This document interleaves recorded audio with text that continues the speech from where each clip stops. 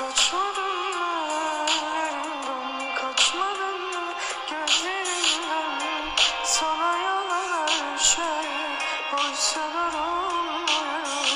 Suçlu muydum kendimi, kaybedenler kitabına yazsın. Kirli bir aynada izledim kendim acı.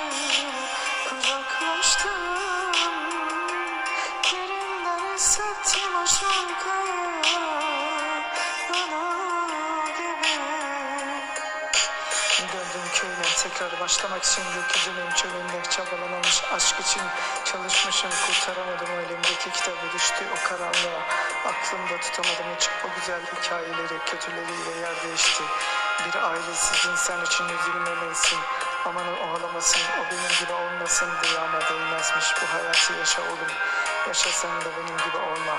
Uyan artık, zaman geçtiğinde çok geç olacak. Bak, saçın ağrıdığında çok pişman olacaksın. Sırtında hançer ama çok geç olacak. Canım yanacak. Kaçmadım.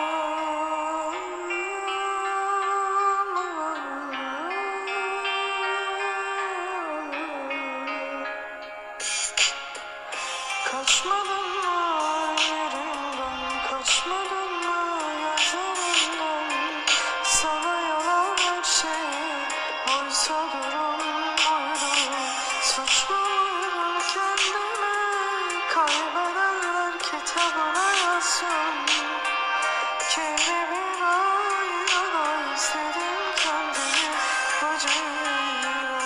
Kucaklaştım, hissettim o şarkıyı, onun gibi. Hissettik hepimiz acıyı.